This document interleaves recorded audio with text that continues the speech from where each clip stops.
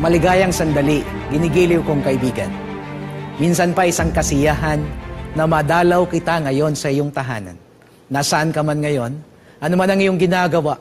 Marahil ikaw ay nakaupo dyan sa iyong sofa, or marahil ikaw ay nakahiga na sa iyong kama. Ako'y natutuwa na mabisita kayo ngayon ng ating Hope Channel upang kami po muling maghatid sa inyo ng pag-asa. Tayo po'y nasa ikatlong gabi ng ating pag-aaral na pinamagatang Jesus in the Present Tense. Ang Panginoon na in the present tense. Hindi man kailan siya nagiging past. Hindi lang siya sa future. Siya ay nasa present. Kaya may pakialam siya sa buhay mo. We are journeying on the statements of Jesus. Noong unang gabi, pinag-aralan natin that He is the bread of life. We find satisfaction in Him. Then, He is the what? Kagabi, pinag-aralan natin, He is the light of the world. In Him, we have direction. Meron po tayong pag-asa mula sa Kanya. Ngayong gabi mga kapatid, ang ikatlong I am statement ng ating Panginoon ay, I am the door. Ako ang pintuan. Yan ang kanyang sinabi. At atin pong pag-aralan, ang atin pong key text ay masusumpungan sa Juan 10, versikulo 7. Sabi ni Jesus, Jesus said to them again, most assuredly, sinasabi ko nga sa inyo, I say to you, I am the door of the sheep. At ang sabi niya, all who ever came before me are thieves and robbers. Yung mga naunang dumating sa akin, mga magnanakaw sila. At ang sabi niya, but the sheep did not hear them.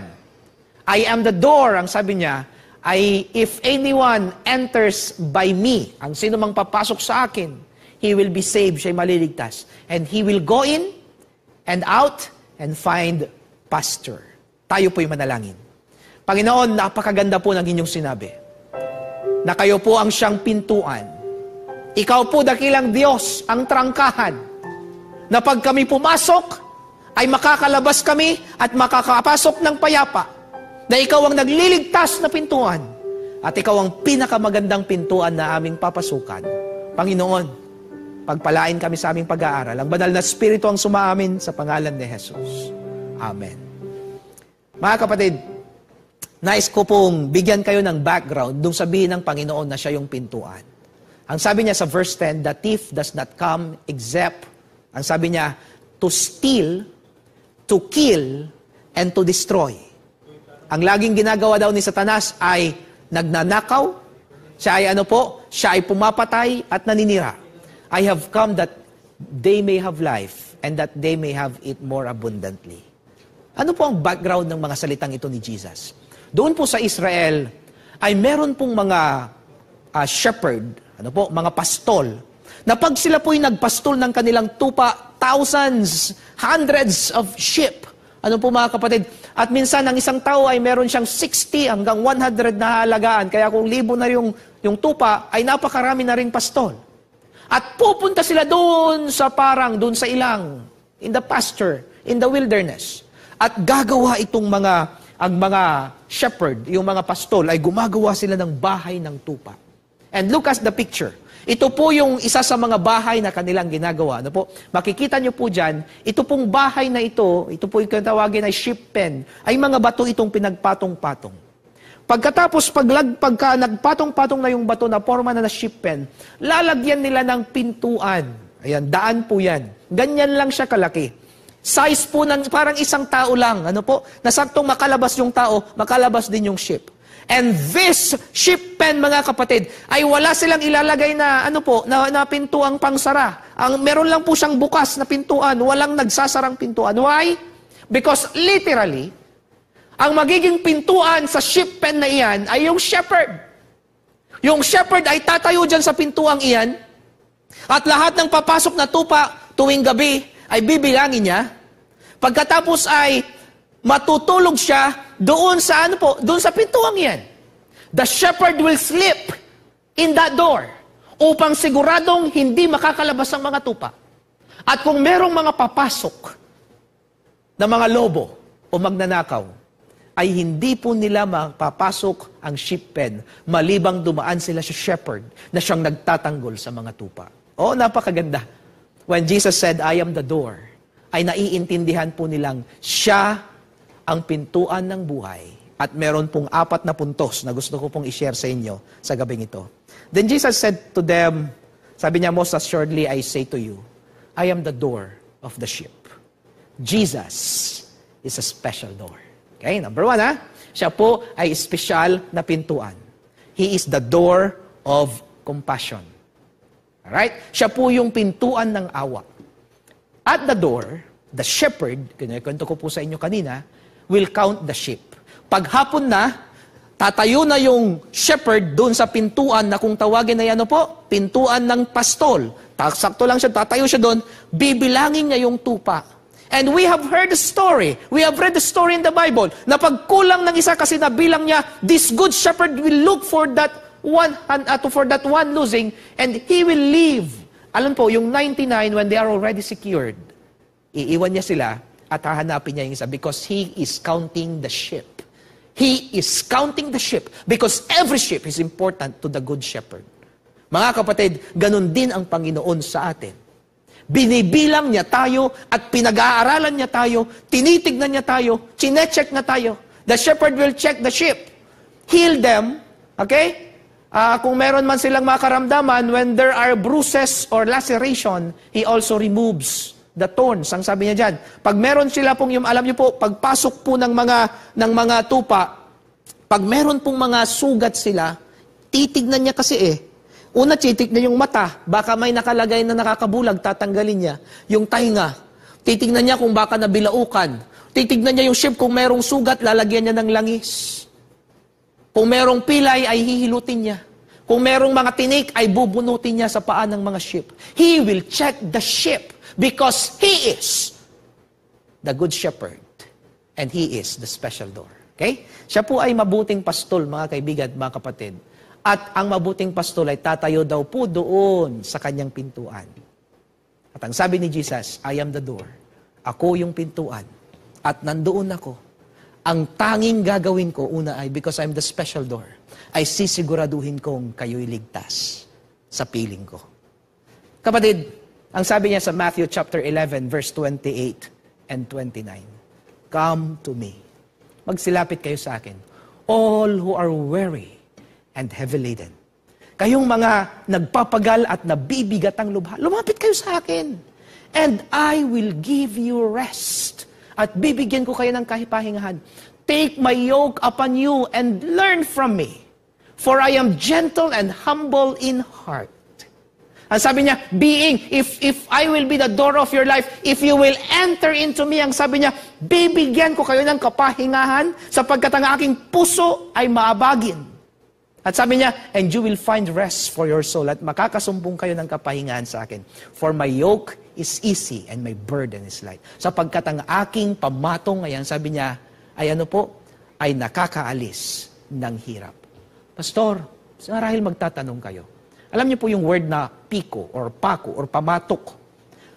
Alam ko pong marami sa atin, kahit dito sa Mindanao, ay marami pong mga farmers. Ano po? Yung farmer ay naglalagay siya ng pamatok sa baka tapos saka siya mag-aararo. Inilalagay yan sa likod ng baka. Ang sabi ni Jesus, ang pamatok na, ang kanyang piko, ang kanyang yoke, ay daw po? Ay magaan at ang kanyang yoke ay madali. Paanong naging madali kung meron kang pamatok? Mga kapatid, sa buhay ay may paron tayong pamatok. Pero intindihin natin na ang tinutukoy ni Jesus ay ganitong klaseng pamatok. Sa ibang bansa, sa silangan, mga kapatid, sa gitnang silangan, ganito yung kanilang mga pamatok. Hindi lang iisang baka pala. Pag meron silang pamatok, laging 2 baka, hindi pang isahan.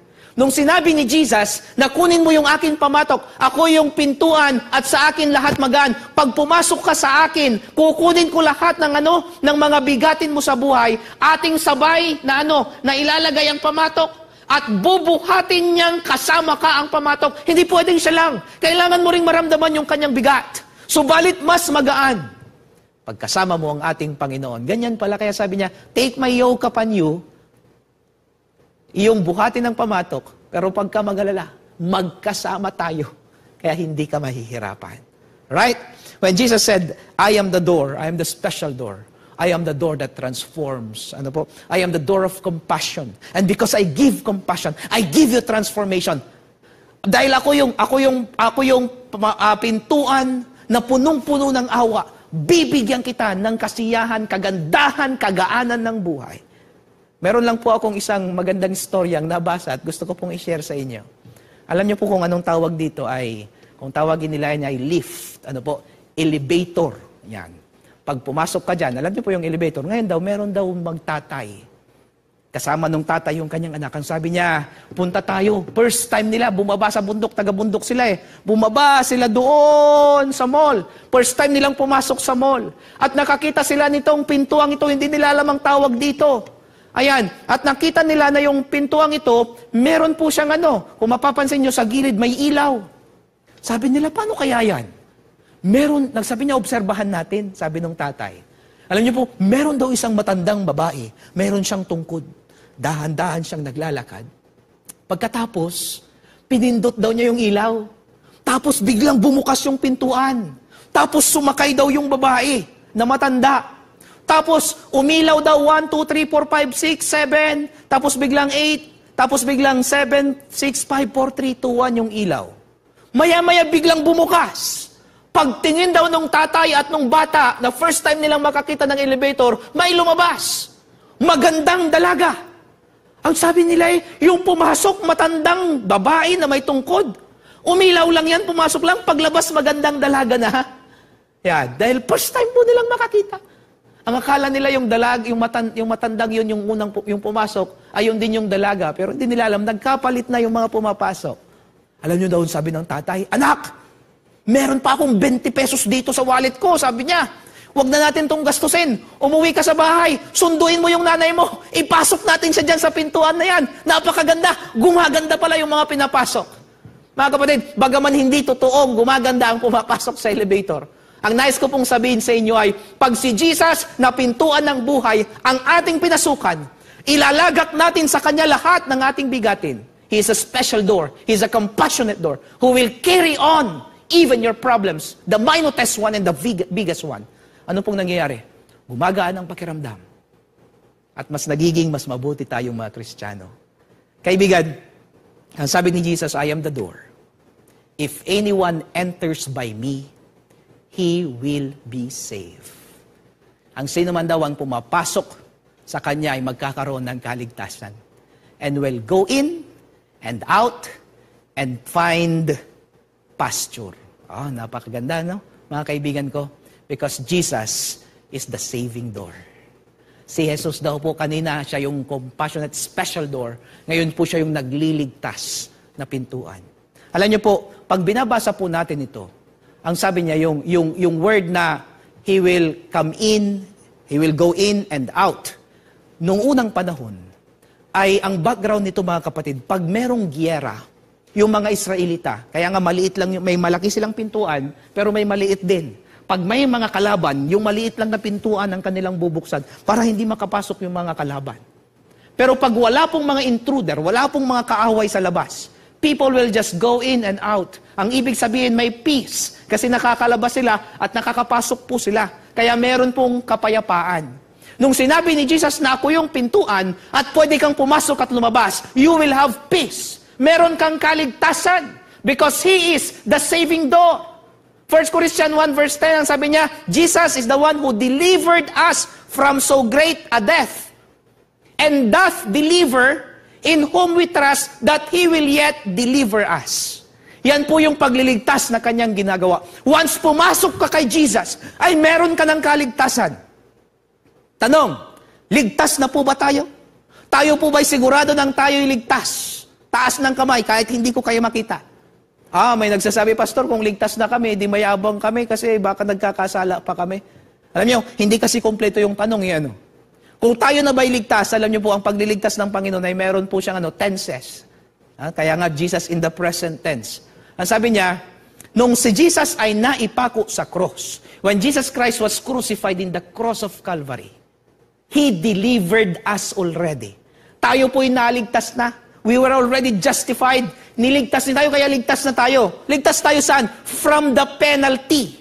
Dapat tayong lahat mamamatay, mga kapatid. Dapat tayong lahat wala ng karapatang mapunta pa sa langit. It should die with eternal death.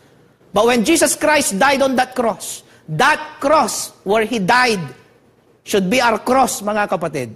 Niligtas niya tayo mula sa penalty of sin. Kaya, who delivered. Ang sabi pa dito ni Pablo, doth deliver. Ito po yung present tense ng kanyang pag-deliver. Ano po? Nililigtas niya pa rin tayo hanggang ngayon. Ito po yung sanctification. From what? Kanina, penalty of sin. Ngayon, from the power of sin. Jesus is saving us right now. Mula sa kapangyarihan ng kasalanan. Makasalanan pa po tayo at punong-puno tayo at kinakain minsan tayo ng ating pagkakasala. Pero ang sabi niya dito, akin kang ililigtas mula sa kapangyarihan niya. And ano pa pong sinasabi niya? And He will yet deliver. Tingnan niyo po itong text na ito. Sabi niya, in whom we trust that He will yet deliver. He will deliver us from the, from the presence of sin. Ito po yung glorification. So He saved us already from the penalty mula sa kamatayan. He is delivering us now because He is the door from the power para wala ng kapangyarihan, mapagtagumpayan natin lahat ng kasalanan sa buhay. And He will deliver us when He will bring us to heaven. Mga kapatid, dahil tayo pumasok sa Kanya bilang pintuan. Ito po yung glorification, mga kapatid, from the presence of sin. Ano pa sabi niya? Gusto ko pong basahin ito. Sabi niya, alright, si Jesus, nung Kanya daw po tayong iligtas, ay ganito po yung Kanyang ginawa. Siya po ay nagbata ng hirap. Siya po, mga kaibigan at mga kapatid, ay ipinako sa cross. Nung ipinako siya daw sa cross, mga kaibigan, ay meron pong ginamit na around 5 to 7 inches na napako yung ipinako sa Kanya. 5 to 7 inches. Upang hindi po maputol. At tingnan niyo, mga kapatid, ang akala ko dito pinapako sa palad. Hindi daw po dito. Kasi pag dito, baka mapunit yan ay malaglag.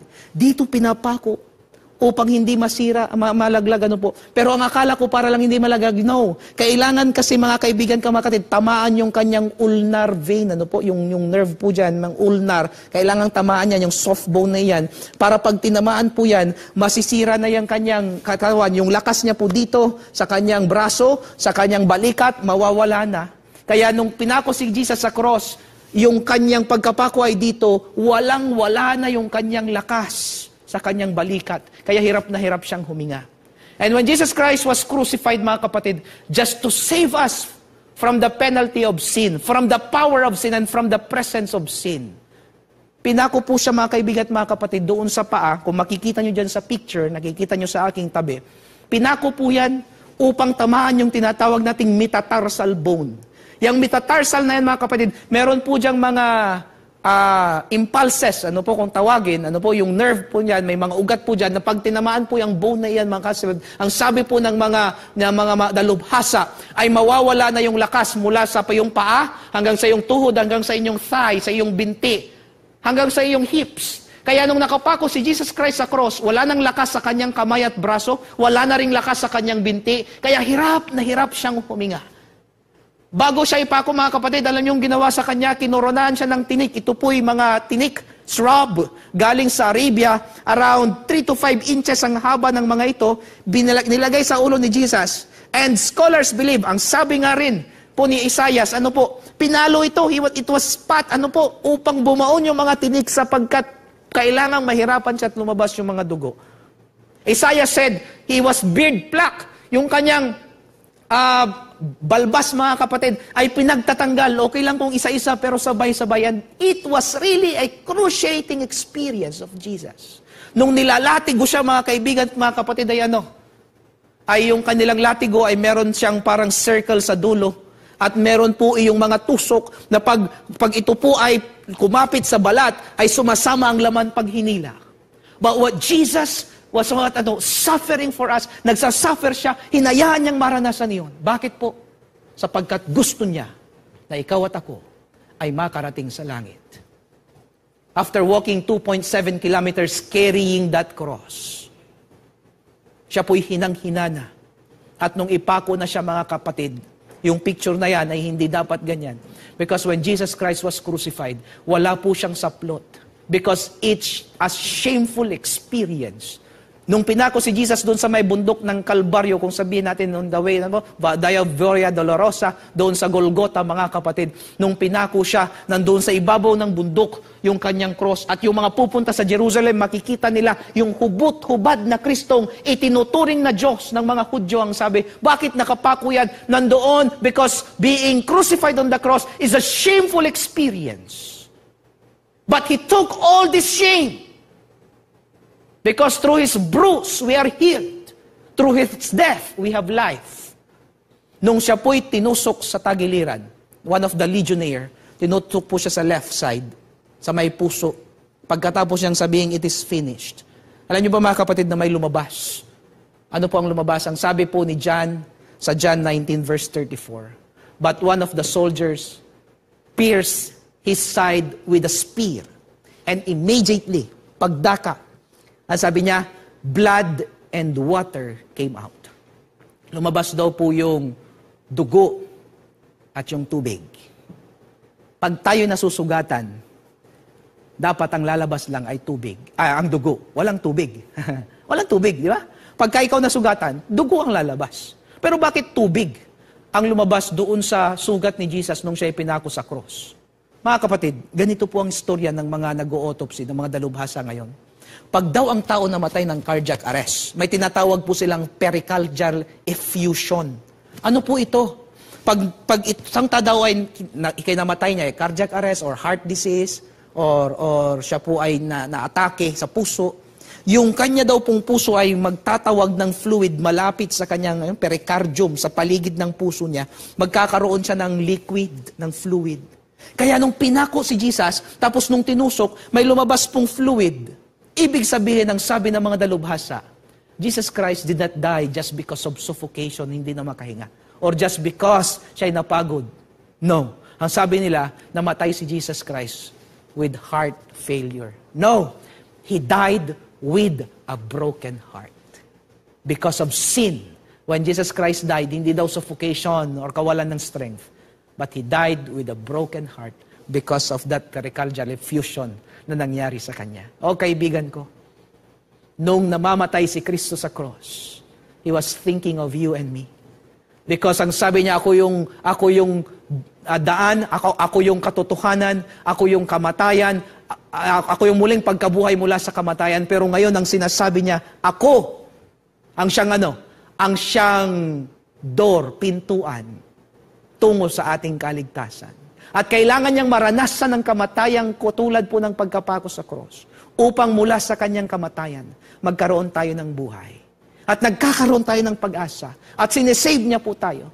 On the screen ay mga broadcasters po yan doon sa Northern Luzon Mission. Like, we have different radio stations po doon. Ito yung sa Ordaneta. Let me just give you a quick story. Yung nasa gitna na nakamas. Yung pong mga nasa gilid ay mga elders po natin yan and broadcasters.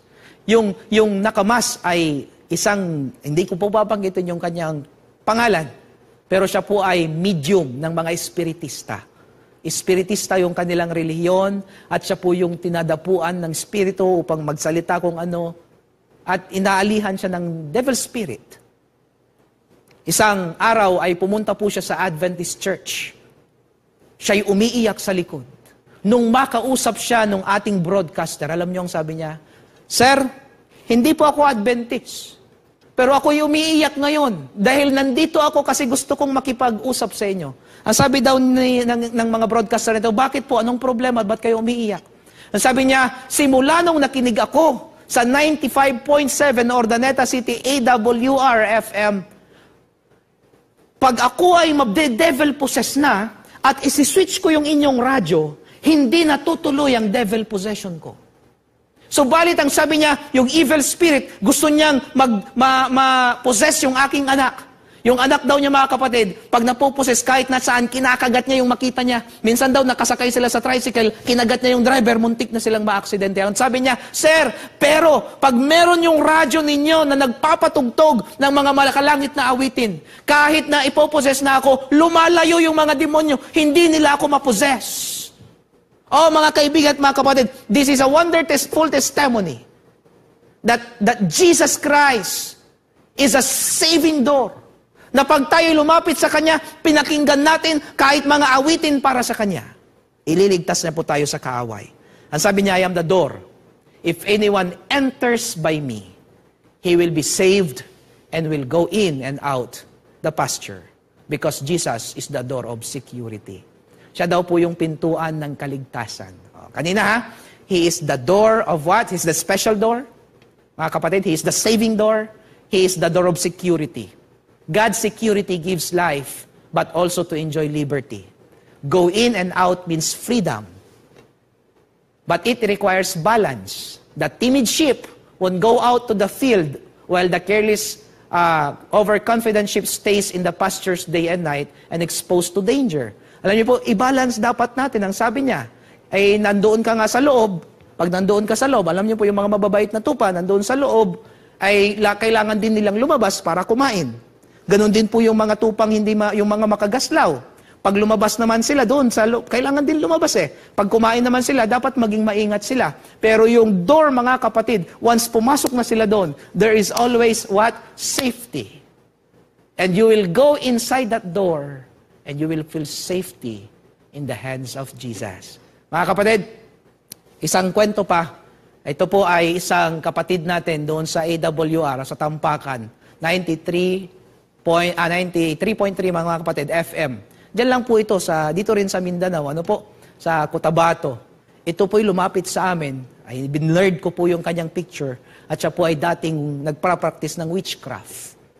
Nung gusto na niyang magpabinyag, nakikinig po siya sa ating Adventist World Radio at nanonood po siya sa Hope Channel. Habang siya po'y nanonood sa ating Hope Channel at nakikinig sa ating programa, alam niyo po, na iisip niya na kailangan na niyang magbagong buhay. So, naglakad po siya ng napakalayo. Pumunta po siya doon sa broadcasting studio natin, doon sa Tampakan. At sinabi niya yung kanyang pakay at siya po'y Bible studyhan. Pero alam niyo, nakakatakot. Alam niyo, bago siya magpabinyag, nung magbibinyag na siya, ay nagkasakit yung kanyang mister na hindi makabangon at tila ba mamamatay kaya hindi natuloy yung binyagan nilang dalawa. Nung matuloy din yung binyagan, na aksidente naman yung kanyang mga apo. Dalawang kanyang apo'y namatay. Bakit po? Kasi sa kanyang pagpibinyag ay ayaw na niyang bumalik sa luma niyang pagkatao na na nagkakaroon ng witchcraft practices. Para bang hindi pumapayag ang kaaway. Pero nagpabinyag pa rin siya. Alam niyo, nakakatuwa po itong istorya ng buhay niya. Bakit? Kasi simula nung mabinyagan siya, gusto ni Satan na rin siya'y mamatay. Kasi ayaw na niyang bumalik sa kanyang hindi magandang practices. Pero ang Panginoon, ang door ng kaligtasan. Na binibless din ng Panginoon ang kanyang buhay. At minsan daw, sabi niya, samantalang kumukuha siya ng balingoy, ng kasava, upang ipagbili. And you know what? Yung pinagbibili niya, hinahati niya, at dadalhin niya sa radio station, sapagkat doon sa radio station, doon niya nakita yung pag-asa. At natutuwa siya. At sabi niya, Pastor, ang akala ko'y mawawalan ako pag ako'y nagbibigay. Ang sabi niya, simula nung ako po ay nandoon nakikinig sa nanonood sa Hope Channel, ang sabi niya, alam niyo, dumunta yung DOST sa akin, binigyan nila ako ng mga machine, bigyan gamit puhunan, hanggang sa lumaki yung kanyang business. Oh, Jesus is the door, the saving door. At ngayon mga kapatid, ay namumuhay siya ng maligaya kasama ang ating Panginoon. Because Jesus has promised, mga kapatid, that He will save us from our nakedness, from our hindi magandang nakaraan, from our dark past, mga kapatid. He will save us. The thief, ang sabi niya, does not come except to steal, and to kill, and to destroy. But Jesus, sabi niya, I have come that they may have life and that they may have it more abundantly. He is the satisfying door. Ang ating Panginoon ay nagsasatisfy. Ibinibigay niya yung pangangailangan ng kanyang mga anak. Ipinagkakaloob niya sa kanyang mga anak kung ano yung napakagandang karanasan upang sa ganun ay maramdaman nila sa buhay na iba ang meron kang Diyos na pinaglilingkuran. Number 4, He is the satisfying door. I love this statement. Ang sabi niya, the only one that can truly satisfy the human heart is the one that made it. Diba't napakaganda? Ang tangi daw nagbibigay ng satisfaction sa puso ng tao ay yung gumawa nito. When Jesus offered Himself as the door, ang sabi niya, pumasok ka sa akin. Ang dami mo kasing pinoproblema. Ang dami mong iniisip. When you come to me, I will give you the right mind. And I will give you what you need. Not always what you want, but what you need, that you will be satisfied serving me. You know, God always satisfies. Ito mga kapatid, isang kapatid natin mula doon sa Cebu. Ayan. Siya po ay merong poultry. Hindi po siya Adventist nung una. Meron po siyang poultry, yung egg-laying chicken. So yung mga manok niya mga kapatid, nung una ay nangingitlog naman. Pero nung dumating yung isang buwan, pangalawang buwan, hindi na halos mangitlog at nalulugi na siya. Kaya nagtawag siya ng technician, sabi niya, "Sir, punta po kayo." Pumunta siya doon, chinek yung manok, binigyan ng mga gamot, pero sabi ng technician, hindi pa rin nangingitlog kasi stress yung mga manok. Sabi niya, "Anong gagawin ko kung stress?" Ang sabi daw ng technician, "Ano bang ginagawa mo pag stress yung manok mo?" Hindi ko po alam, pinapakain lang. Pag ikaw ang stress, pag stress po ako, sabi niya, nakikinig lang ako ng radyo. Kaya sabi niya, okay, magdagay ka ng radyo. Naglagay po sila ng radyo para yung mga manok niya doon sa kanyang manukan, ay ano po, hindi na may stress. Naglagay ng radyo at nagpatugtog. Ang problema, pagka yung pinapatugtog ay yung wordly, parang lalong nai-stress yung mga manok. Naghanap siya ng mapapakinggan. At napakinggan niya po ang broadcast po ng Seventh-day Adventist. And you know what happened next? Yung mga manok, yung mga music natin, mga naproproduce ng ating mga kapaglaom sa Hope Channel, habang pinapatugtog din po doon sa ating mga radio stations, natutuwa po yung alam niyo yung may-ari, talagang natutuwa siya. Even yung mga manok daw, ay maganda yung reaksyon. After 2 weeks, dumadami na yung itlog ng manok. After 3 weeks, dumami na talaga. Habang nakikinig siya ng Adventist World Radio at ng Hope Radio, natutuwa daw siya sa mga napapakinggan niya, nare-relax siya, hindi niya yung kanyang mga manok na alaga ay natutuwa din pala. And lo and behold, pagkatapos ng ilang buwan, mas na triple, na doble pa yung kanyang mga itlog ng manok. Kaya sabi niya, there is something on this radio, on this station. Kaya nakinig siya ng nakinig at maging siya ay nabinyagan na rin. O, di ba? He was satisfied. Another story is, this is Sister Shoni. Si Sister Shoni ay isang Adventist na nag-backslide sapagkat ang work niya ay Sabado. Nagbi-business po siya sa palengke.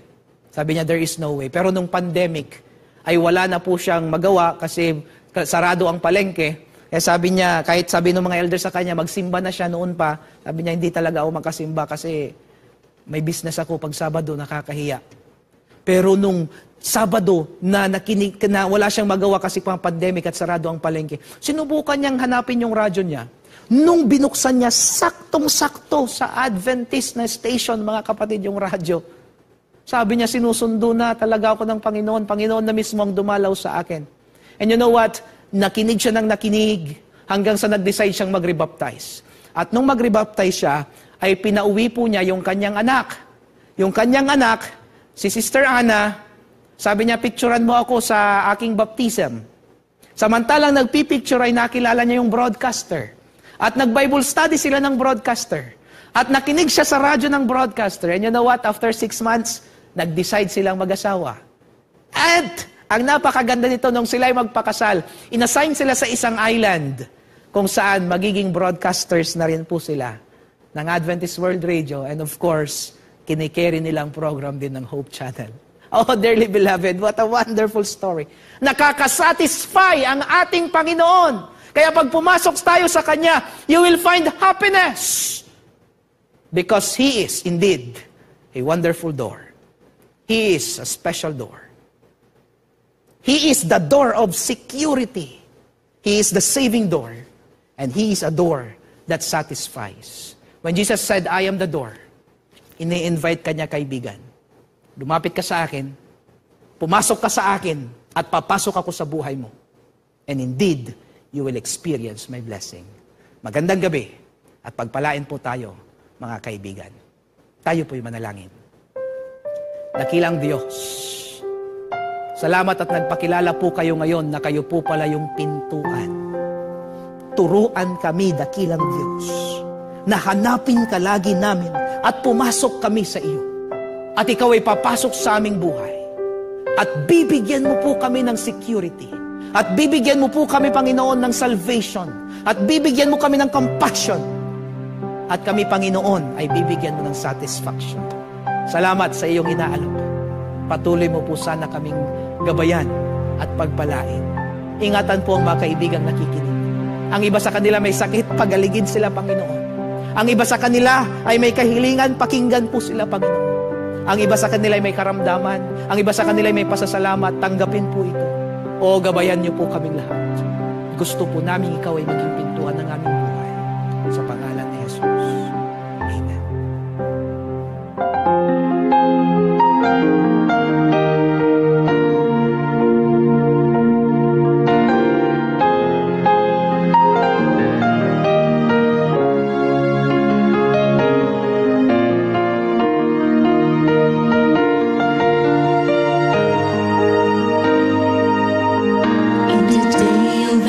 Struggle as we pray for strength to fight. Our lives we will surrender to walk by faith, not sight. We'll proclaim His name victorious, so all the world will know. Till we someday meet the Son of Man, we must let His truth be known.